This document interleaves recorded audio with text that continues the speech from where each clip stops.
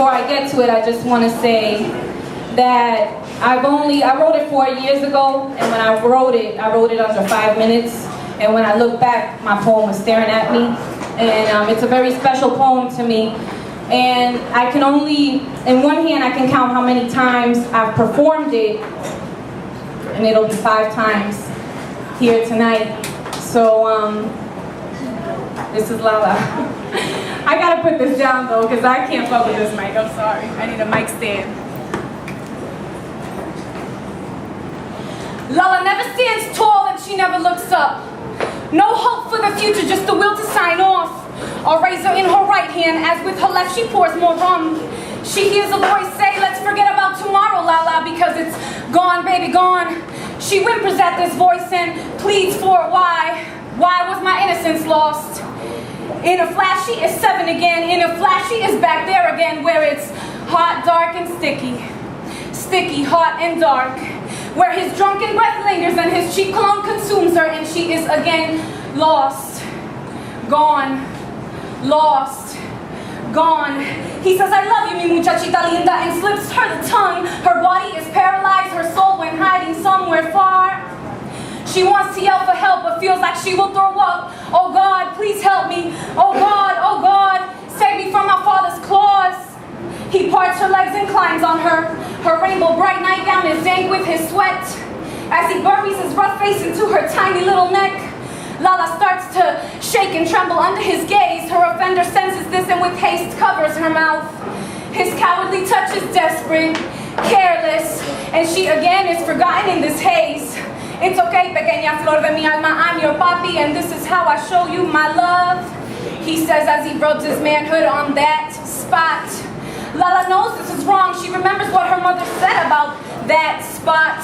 She said, mija, don't ever let someone touch you there. She used her index finger to point X marks the square. And never ever sit on a man's lap, baby, because all men are dogs. LaLa unknowingly pleads with God again. God, if you're too busy, send an angel as you did with Mary. Querido Dios, please, this is scary. My father is going to rape me.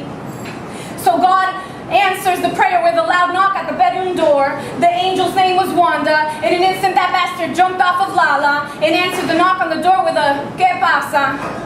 Girl's aunt was bringing more towels for the long-awaited guest. She pardoned her intrusion nonetheless and offered the man a cold glass of water, but he declined with no interest.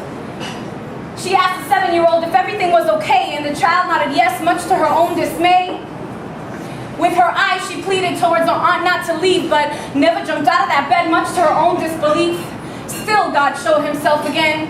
When Wanda was walking out, she declared in a stern voice, I'm gonna leave the door open. Now Pete was the one that was frozen. The air is very stale in this room. She continued to explain, and as she held open the little girl's only escape, his plan began to evaporate. But today, LaLa can't remember God, his rescue, or his angel. The cold tile floor is numbing. She can't remember how she got there. Red ribbons are flowing from her wrist. Red ribbons have stained the sink. Red ribbons are on the razor she picked, on the razor she picked, on the razor she picked, you fucking prick. How could you? She screams to no one. She screams to anyone. She screams because she couldn't that night. She screams with anger. She screams with unbellowing pain. She screams out of fear. Haunting nightmares in tow. Spill, rum, spill. LaLa thinks her time is near. Her body is weak and face is covered with tears.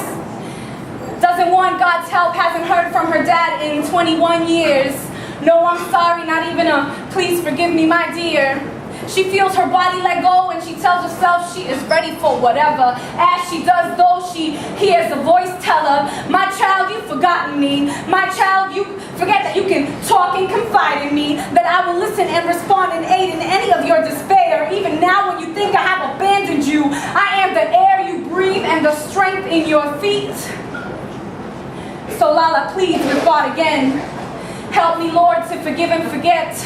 I need to feel peace once again, to love and be loved without dirty thoughts put to the test, to be blessed with a man who will give me his utmost respect.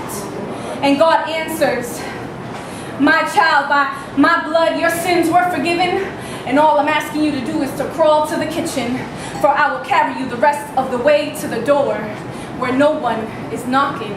but your bell is ringing.